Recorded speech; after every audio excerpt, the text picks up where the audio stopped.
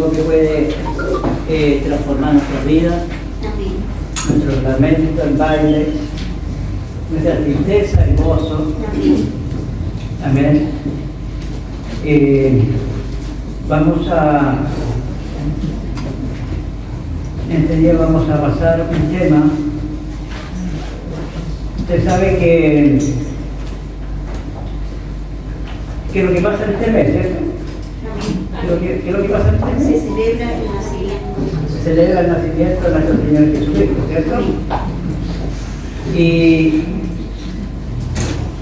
Y pocos saben lo que realmente significa. Pocos saben lo que significa. Pocos saben lo que se celebra.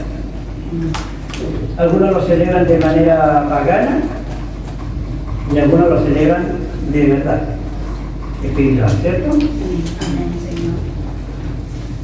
Entonces, amados hermanos, quisiéramos, voy a tener 2 días de estudio y vamos a ver, en este caso vamos a interiorizar en lo que es, hermanos, la encarnación. ¿Cuántos creen que Dios vino del cielo y se encarnó en un hombre, ¿cierto? Y pudo hacer la obra, una vida santa, gloriosa, empezando, Él dejó todo lo que es su trono, dejó, hermanos, la adoración de los ángeles, hermanos, dejó a su padre, por decirlo, dejó ese trono, todo lo que era Dios, y vino a nacer por parte de una mujer, ¿cierto? Siendo un niño, nació, ¿cierto? Y tal como todos nosotros nacimos, pequeñitos, algunos se acuerdan tenía meses. Nadie se acuerda de esto. ¿Acordás cuando empezaba ya por ahí por los 4 años, por ahí? Sí. Y bueno, el Señor cumplió todo eso, de ser un niño, pasando tal vez sintiendo la sed, sintiendo el hambre, el frío, aunque Él no lo tocó la enfermedad. Pero Él, amados hermanos, tuvo esa, por decirlo, esa bajeza de poder inclinarse hacia nosotros los hombres. Él no nació, hermano, en una cuna de oro. ¿Dónde nació Él? En un pesebre, de la manera más humilde. Salió, humilló desde que nació. Nosotros todos nacimos con ropita y él nació, hermano, en un lugar donde había supuestamente guardando animales. Pero bueno, más adelante, para el segundo, vamos a ver si nosotros realmente es necesario, o si hay un mandato, si vamos a, por decirlo, celebrar el Día del Señor, o el nacimiento en este caso. ¿Hay un mandato en la Biblia que cumplir, hacer una Navidad? No, ¿cierto? Pero sí hay celebración por su nacimiento. Bueno, es un adelanto, digamos, de lo que va a pasar. Pero hoy en día vamos a ver la encarnación de nuestro Dios y nos vamos a apoyar en el libro de Filipenses. Que me ayuda también, Filipenses. Le mandé el estudio de mi hermana. Filipenses.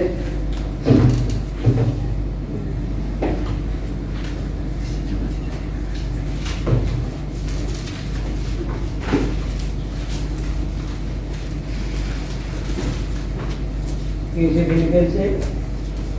¿Alguien lo puede leer, por favor? Haya pues en vosotros este sentir que hubo también en Cristo Jesús, el cual, siendo en forma de Dios, no estimó al ser igual a Dios como cosa a que aferrarse. Amén, ¿cierto? Y si Él vino, hermano, humanamente, hermano, Él no, de alguna manera, nos atribuyó, ¿cierto?, sus poderes, no los usó, en algunos casos sí, pero para vivir tenía que vivir como hombre, como nosotros, como hombre, de alguna manera sufriendo. Y dice, como decía, perdón,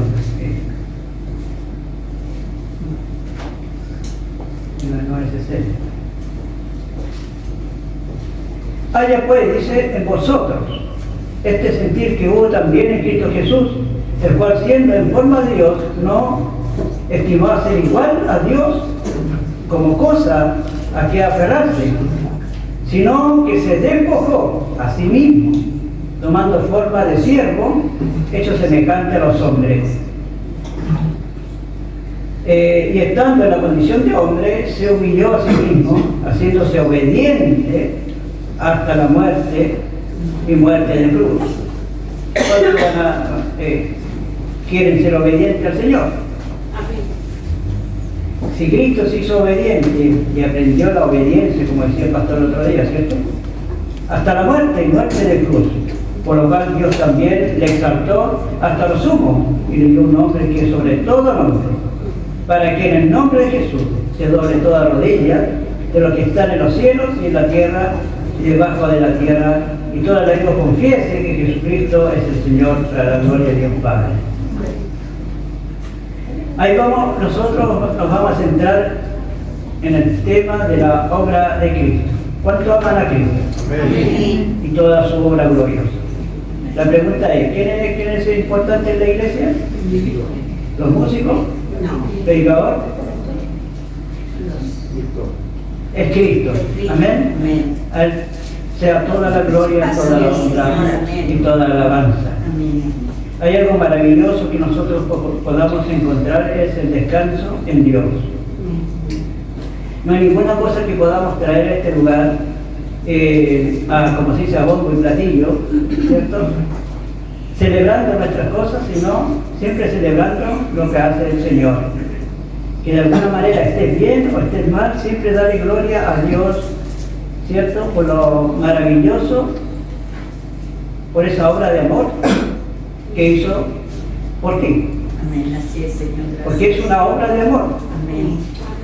Y yo creo que nadie la haría por ti. No, ¿Cierto? Gloria al Señor. Eso es grandioso.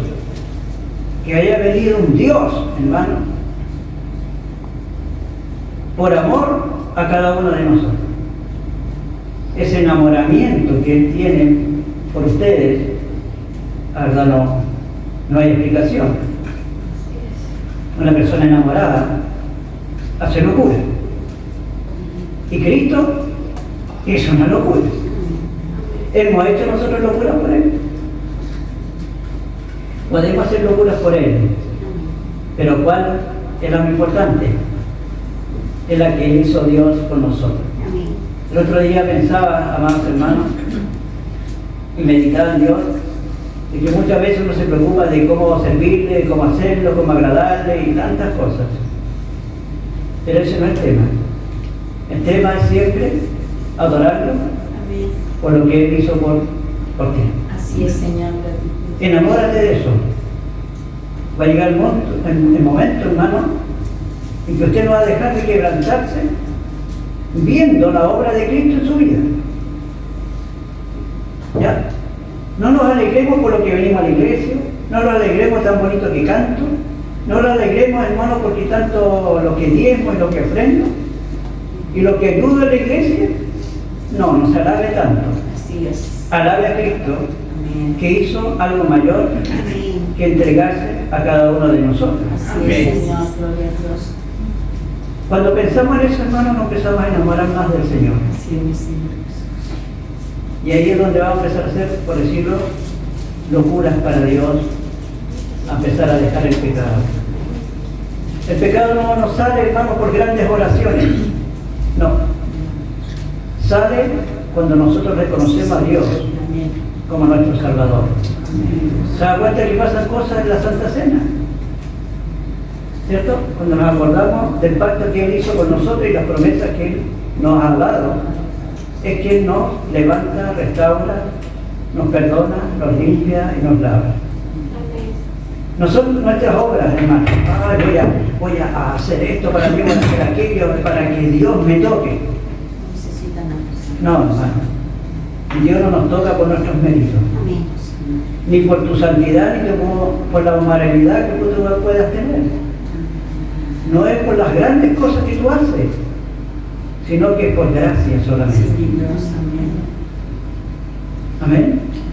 No todos, hermanos, podemos tener esa, sino que entreguémonos a Dios del todo, con toda nuestra fuerza, nuestros billetes, por decirlo, nuestras, hermanos, ideas, sabiduría, entreguémosela a Dios para que haya paz en nuestros corazones. Por eso que Dios vino, hermano, a este lugar para darnos ¿qué? Vida, paz, amor, protección, el que podamos ver a Cristo como nuestro héroe, podamos descansar en Él, podamos verlo a Él como un paraíso, como grandes riquezas, poder estar, hermano, en el regazo del Señor. Gloria a Dios.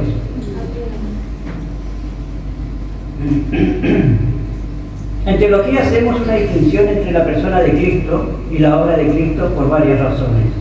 Pero a pesar de que esa distinción es importante hacerla, nunca debemos dejar que se convierta en una separación, porque la persona de Cristo está íntimamente ligada a su obra y entendemos su obra en gran parte. Desde la perspectiva de quién era el que estaba haciendo esa obra, pero al mismo tiempo, en cambio, la obra de Jesús nos revela mucho sobre quién es Él. Así que su persona y su obra se pueden distinguir, pero nunca separar.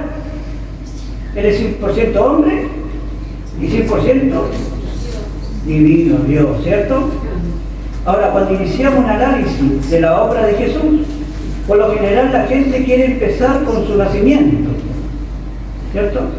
Su nacimiento virginal, pero nosotros vamos a empezar en ese punto. En cambio, la obra de Jesús creo que empieza mucho antes de su nacimiento. De hecho, empieza, ¿dónde? En la eternidad. La eternidad pasada, en lo que llamamos teología, el pacto de la redención. Ahora, en esto nosotros vemos mucho la palabra pacto en la Biblia. Pensamos, por ejemplo, en el pacto de la creación. Pensamos en el pacto de obras, el pacto de gracia. Pensamos en el pacto que Dios hace con Abraham, con Noé, ¿con quién más? Con David, incluso en el nuevo pacto que llamamos en el Nuevo Testamento. Pero muchas personas no están en absoluto familiarizados con lo que consideramos el primer pacto o el pacto de redención, y ese pacto no es un pacto que Dios hace con los seres humanos. Más bien, el pacto de redención se refiere a un pacto o a un acuerdo que tiene lugar en la eternidad dentro de la Trinidad. Distinguimos a las personas de la Trinidad como ¿quiénes? Como el Padre, Hijo y Espíritu Santo. el Hijo y el Espíritu Santo, ¿cierto? Y sabemos cuando vemos la narrativa de la creación en el Antiguo Testamento que toda la Trinidad, toda la deidad está activamente involucrada en la creación del universo. Pero no solo la creación es una obra trinitaria, sino que la redención también es una obra trinitaria de ellos, ¿cierto? Ahora el Padre es el que inicia el concepto de redimir una creación que Él sabe que caerá. Y entonces es el Padre quien diseña el plan de redención. Es al Hijo a quien se le asigna la tarea por el Padre de llevar a cabo la redención y por supuesto, es la obra del Espíritu Santo aplicar esa obra de redención a nosotros. Ahora debemos entender que esto no representa un problema dentro de la Trinidad misma, sino más bien un acuerdo eterno. El Hijo es enviado por el Padre y el Hijo está absolutamente encantado de ser enviado y de llevar a cabo la misión que el Padre le ha dado. Durante su estadía terrenal, Jesús hizo un comentario en una ocasión donde dijo, Juan capítulo 3, versículo 13, en donde dice, nadie ha subido al cielo sino aquel que descendió al cielo o bajó del cielo. Y así, con respecto al ministerio de Jesús en este mundo, este empieza con el descenso, como se distingue de la ascensión. El descenso tiene que ver con el que él dejó su posición en gloria con el Padre y el Espíritu y vino a este mundo por medio de la encarnación. Tremendo eso. Glorioso el Señor venir a este lugar, y siempre lo repito, amados hermanos, es glorioso que Dios haya inclinado hacia nosotros. Cuando el apóstol Pablo escribió la carta de Romanos, capítulo 1, del 1 al 4, alguien me lo lea, por favor.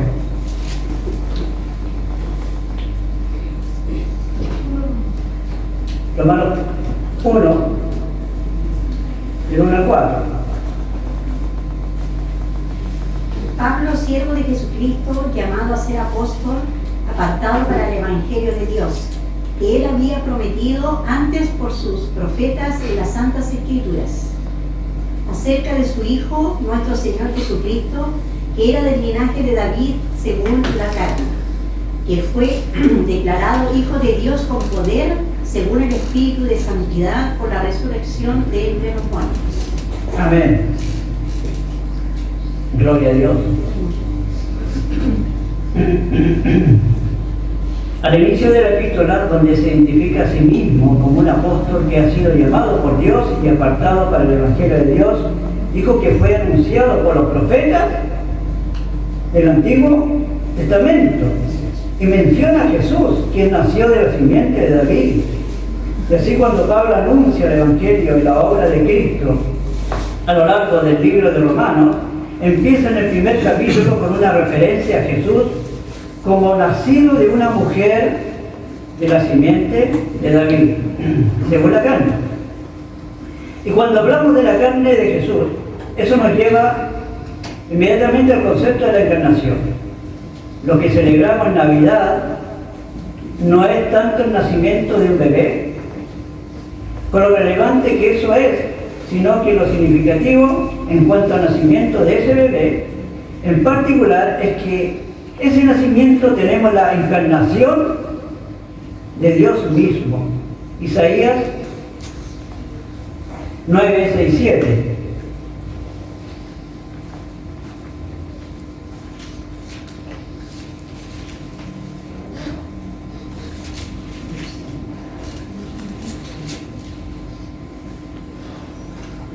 ¿Qué dice? Porque un niño no es nacido, hijo no es dado, el principado sobre sus hombros, y se llamará su nombre admirable, consejero, Dios fuerte, Padre eterno, príncipe de paz. Lo dilatado de su imperio y la paz no tendrán límites, sobre el trono de David, sobre su reino, disponiéndolo y confirmándolo en juicio y en justicia desde ahora y para siempre. El celo de Jehová de los ejércitos hará esto. Amén. Gloria al Señor. Este hecho por debajo de por tierra, hermano, de lo que hablan los testigos de Jehová, ¿cierto? Esa es una buena información como para decir a los testigos de Jehová de que Cristo es Dios. Gloria al Señor. Esto es buena información para nosotros. Ahora, La encarnación significa manifiesto en la carne. Sabemos cómo Juan empieza su evangelio. En el principio ya existía el verbo y el verbo era con Dios. En Juan 1 y 2. Nos dice, en el principio ya existía el verbo y el verbo estaba con Dios y el verbo era Dios. Gloria al Señor. Así que en esa complicada declaración introductoria, él distingue entre la palabra y Dios, y luego en la siguiente parte identifica a los dos. Ahí vemos que el verbo estaba con Dios y el verbo era Dios. Y luego al final del prólogo dice, y el verbo se hizo carne y habitó entre nosotros. En el versículo 14,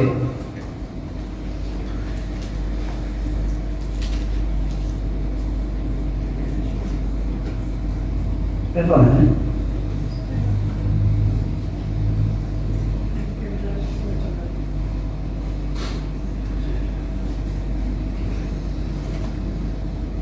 Ahora, en esta encarnación, por así decirlo, de la manifestación de Cristo en este planeta, no es que Dios repentinamente cambie a través de una metamorfosis en un hombre, de modo que la naturaleza divina deja de existir o se vuelve una forma de carne. No, la encarnación no es tanto una resta, sino más bien una adición, donde la segunda persona eterna de la Trinidad toma sobre sí misma una naturaleza humana y une su naturaleza divina a esa naturaleza humana con el propósito de la redención, ¿cierto? Ahora, veamos en esta ocasión un pasaje muy importante en la carta de Pablo a los Filipenses, en el segundo capítulo, donde en el capítulo 2 de Filipenses, empezando en el versículo 5,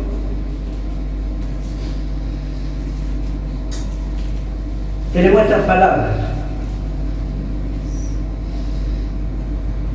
Dice, haya pues en ustedes esta actitud que hubo también en Cristo Jesús, el cual, aunque existía en forma de Dios, no consideró el ser igual a Dios como algo a que aferrarse, sino que se despojó a sí mismo, tomando forma de siervo, haciéndose semejante a los hombres, y hallándose en forma de hombre se humilló él mismo, haciéndose obediente hasta la muerte y muerte de cruz, por lo cual Dios también lo exaltó, dice, hasta lo sumo, y le confirió el nombre que es sobre todo nombre, para que el nombre de Jesús se doble toda rodilla a los que están en el cielo y en la tierra y debajo de la tierra, y toda lengua confiese que Jesucristo es Señor, ¿cierto? Para la gloria de Dios Padre. Este pasaje que acabamos de leer es conocido en los círculos bíblicos como el himno quenótico. Pues lo que se especula es que este pasaje, en particular de la carta de Pablo a los Filipenses, fue un pasaje que no fue compuesto por el apóstol mientras escribía la carta de los Filipenses, sino que Pablo estaba haciendo uso de un himno cristiano muy usado, muy antiguo. No sabemos eso con certeza, pero ciertamente es posible.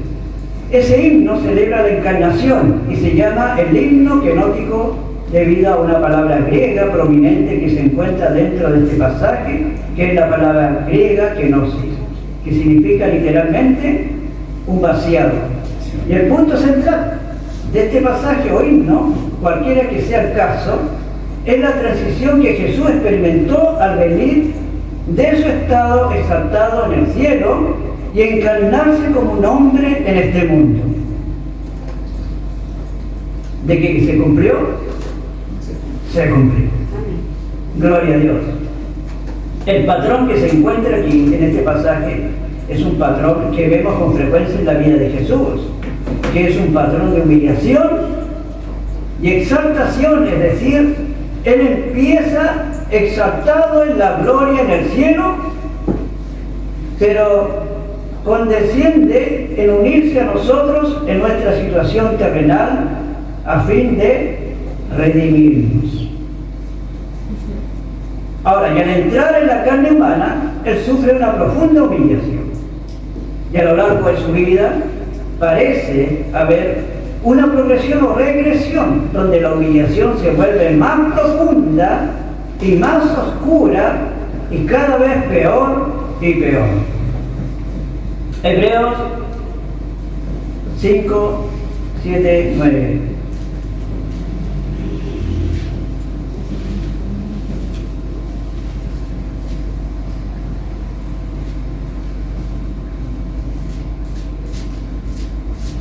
¿Qué nos dice?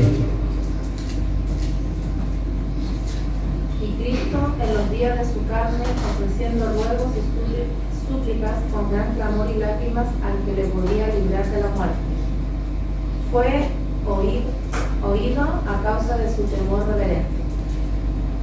Y aunque era hijo, por lo que padeció, aprendió la obediencia. Bien, ya, sigue. Y habiendo sido perfeccionado, vino a ser autor de eterna salvación para todos los que le obedecen. Gloria a Dios. Amén. Él no vino a descansar acá. Vino a, ¿cierto?, a aprender obediencia, a gemir por los suyos, a ser sacrificado cada día más y más hasta morir en el madero de la cruz. A medida que alcanza su punto más bajo en la cruz y luego siguiendo la cruz, viene la resurrección y la exaltación de Cristo. Una vez más, a la gloria. Esa progresión o ese patrón que acabamos de mencionar de la humillación o exaltación no es absoluto.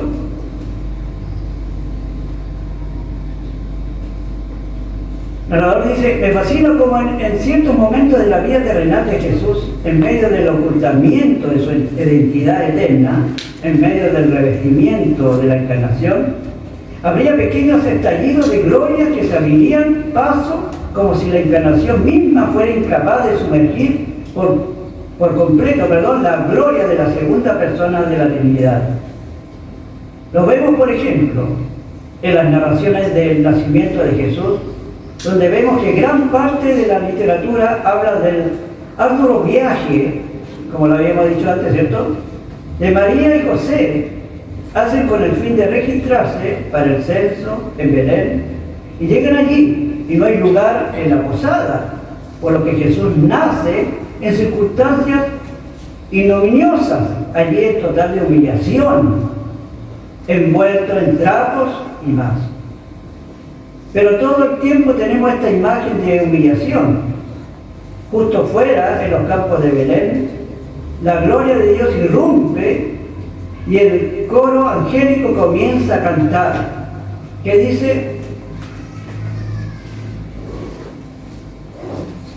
le dice: gloria a Dios en las alturas y en la tierra paz entre los hombres. Entonces ese es un ejemplo. Pero a lo largo de la vida de Jesús vemos estos episodios de gloria que se manifiestan. Pero sin embargo, el patrón básico es uno de humillación a exaltación. De nuevo en Romanos 1:4.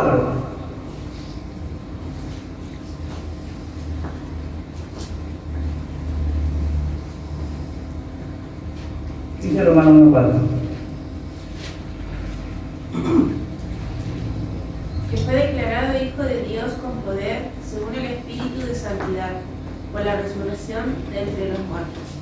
Amén. Entonces, Pablo habla de que nació de la simiente de David según la carne, pero se dio a conocer como el Hijo de Dios a través de la resurrección. Habiendo dicho esto, veamos una vez más este himno y analicemos algunos de los aspectos de este en Filipenses 2. La forma en que esto se usa es una exhortación que el apóstol está haciendo a los cristianos. Que los cristianos deben imitar, ¿qué cosa? La humildad de su Salvador. ¿Estamos practicando eso? ¿Estamos dispuestos, hermanos, a sufrir por el Señor? ¿Estamos dispuestos a entregar todo, hermano, por Dios. Él dejó todo el trono. ¿Qué dejamos nosotros por el Señor? ¿Qué hemos abandonado por servirle al Señor? Gloria al Señor, Dios nos ayude, ¿eh? A veces por una luquita, hermano, no venimos al culto. A veces por un cansancio no venimos al culto. No de la espaldita, o a veces está mejor la novelita, o el fútbol. Es terrible, hermano. Tampoco pesa Cristo en nosotros. Y Él dejó todo. Alabanza de los ángeles. El cielo, estar al lado de su Padre. Todo el poder, toda la gloria. ¿Para qué? Para venir a sufrir aquí, por amor a nosotros. Nosotros estamos sufriendo por amor con nuestro prójimo. Estamos haciendo algo, no es por nosotros, sino también por el servicio a Dios, a obediencia por los demás. Como explicaba el otro día el pastor, ¿cierto? Hemos entregado el Evangelio a los demás con amor, con sacrificio. Nos hemos dedicado a un tiempecito, hermano, ir a la plaza, a un lugar y predicarle a alguien y tratar de salvar a alguien, a sacrificar nuestro tiempo por las redes sociales.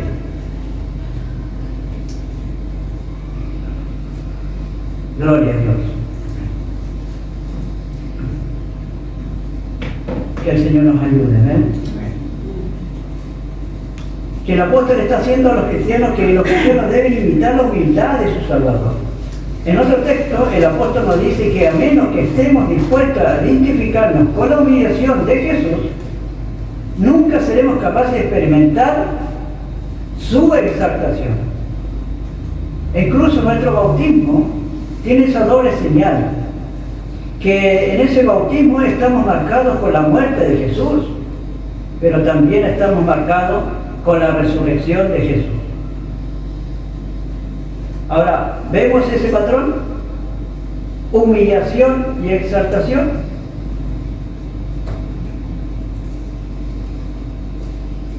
Es lo que le comentaba al comienzo.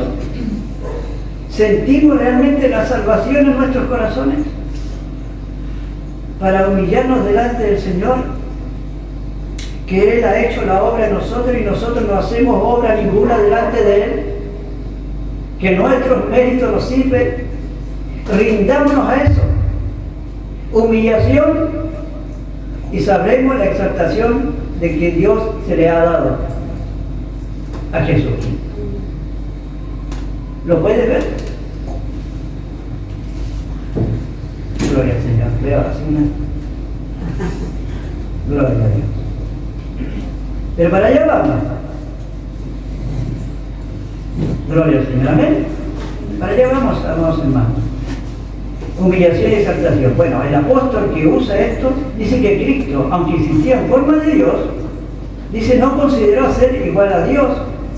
Ese es un lenguaje extraño. Allí otros traductores lo interpretan de manera diferente.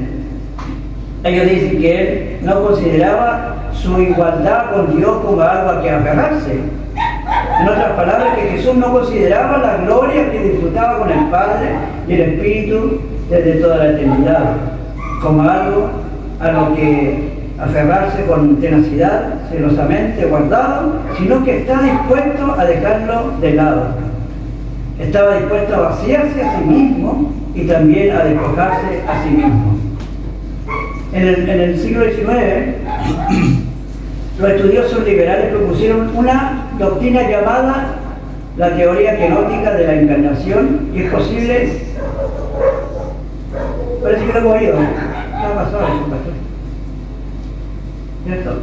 De la encarnación, y es posible que la hayas escuchado. Las ideas es que cuando Jesús vino a esta tierra, dejó de lado sus atributos divinos para que el Dios hombre, aunque teniendo su deidad, ya no tuviera los atributos divinos de la omnisciencia, omnipotencia y todo lo demás.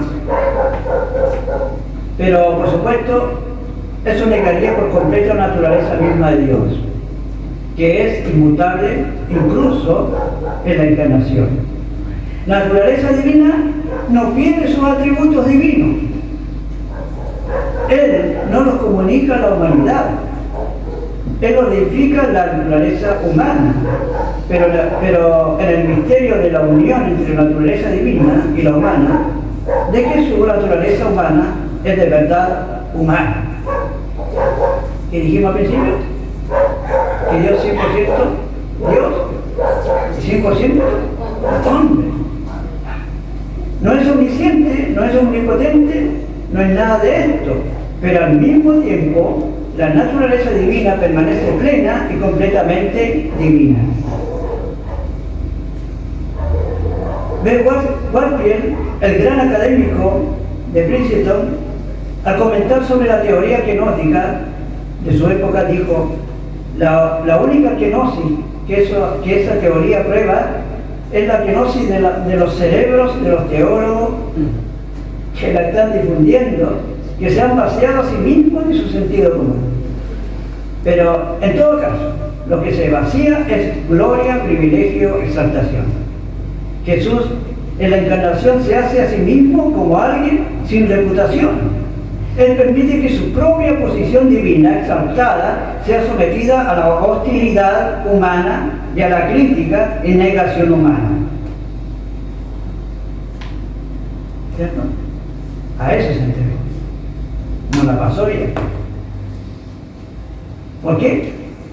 Por amor a nosotros. Tomando forma de siervo, haciendo semejante a los hombres. Esto es algo asombroso, que Él no solo vino como un hombre, Él vino como un esclavo. Vino en una posición que no lleva consigo ninguna exaltación, ninguna dignidad, solo indignidad. Y hallándose en forma de hombre, se humilló Él mismo, haciéndose obediente hasta la muerte, la vergonzosa muerte de cruz. Ahora, después de habernos dado ese breve resumen de la humillación de Jesús en la encarnación, la siguiente palabra que se deriva de ella es de vital importancia para nosotros. Por lo tanto, o por lo cual, Dios lo ha exaltado altamente. ¿Recuerdas cuando Jesús estaba en el aposento alto la noche antes de su ejecución? La noche en que estableció la cena del Señor. Y Él pasó por esa larga oración, la oración suma sacerdotal, se llama. ¿Recuerda algunas de las peticiones que Jesús hizo en esa oración? Juan 17, 4, 5.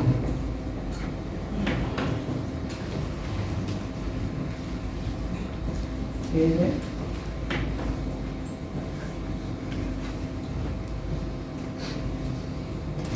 Yo te he glorificado en la tierra, he acabado la obra que me diste que hiciese. Ahora pues, Padre, glorifícame tú al lado tuyo con aquella gloria que tuve contigo antes que el mundo fuese. Gloria a Dios, la exaltación de nuestro Señor, ¿cierto? Le pidió al Padre que le devolviera la gloria que Él tuvo con el Padre desde el principio. Él dijo: yo he cumplido mi misión. ¿Estamos cumpliendo nuestra misión que Dios nos ha dado? Dice: he sido obediente. Ahora, Padre, dice: glorifica a tu Hijo con la gloria que Él tuvo contigo desde la fundación del mundo. Y esto es exactamente lo que Dios hace con Jesús al finalizar su obra. Hay un punto final a su indignidad. Hay un cumplimiento de su humillación que empieza bien marcada con su nacimiento. Por lo tanto, Dios lo ha exaltado en gran manera y le ha dado un nombre que está por encima de todo nombre. En otra serie o estudio, digamos, que se ha pasado también, que hemos visto con cuidado los nombres y títulos que se usan para Jesús en el Nuevo Testamento, que son realmente ricos e inspiradores para nosotros. Pero muy a menudo, cuando los cristianos leen este pasaje, asumen que lo que se está diciendo aquí es que el nombre que está por encima de todo nombre es el nombre de Jesús. Pero eso no es lo que dice el texto. Lo que el texto está diciendo es que Dios lo ha exaltado hasta lo sumo, a tal punto que en el nombre de Jesús, cuando escuchas el nombre de Jesús, toda rodilla debe inclinarse y toda lengua debe confesar. ¿Qué cosa? Jesús es Señor. Que Él es el Señor para la gloria de Dios el Padre. El nombre que está por encima de todo nombre, ese es el título que pertenece solo a Dios. Ese título del hebreo Adonai, que significa Señor, que se refiere a Dios como el soberano. Ese es el título. Ay, gloria a Dios.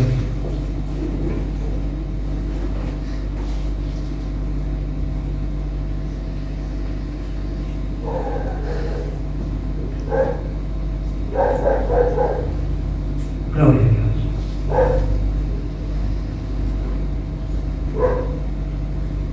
Ese es el título que es revelado, que pertenece a Cristo debido a su humillación, debido a su perfecta obediencia en papel esclavo. Dios mueve el cielo y la tierra para exaltar a su Hijo y le da el nombre que está por encima de todo nombre, para cuando escuches el nombre de Jesús, tu impulso sea estar de rodillas y confesar que Él es el Señor para la gloria de Dios el Padre.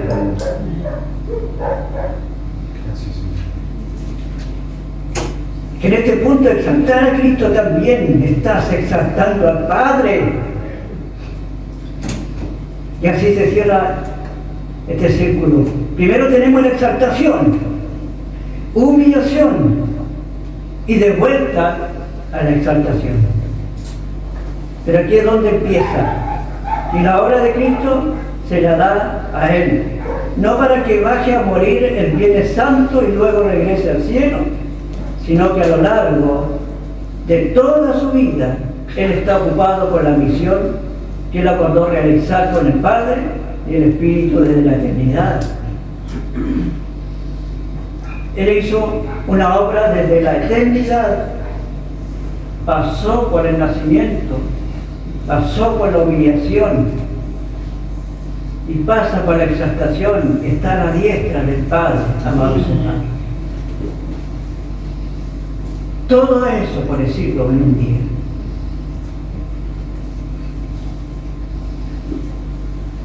Y debiera quebrantarnos que alguien tan hermoso, tan santo, tan glorioso, nos haya visitado, amados hermanos. Y que Dios mismo haya puesto su vida para hacer la obra de redención por cada uno de nosotros.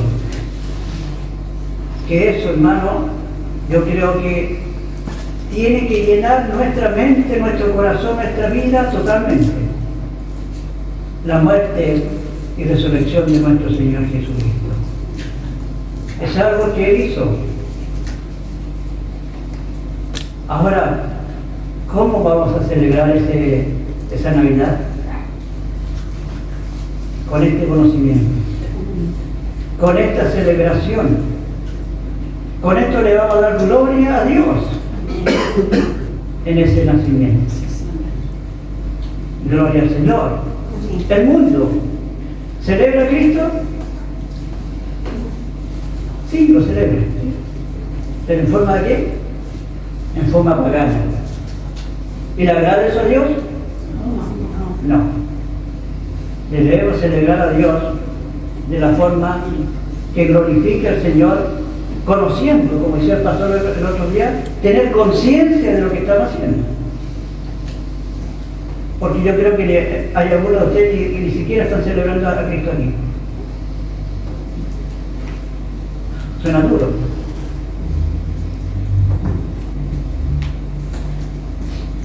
Pero que Dios nos ayude. Creamos, amados hermanos, que la obra que Jesús ha hecho es maravillosa en nuestro corazón. Esto va a ser una oportunidad muy hermosa para que realmente exaltemos a nuestro Señor. A la próxima semana vamos a pasar los 4 motivos, por decirlo, para celebrar. La pregunta es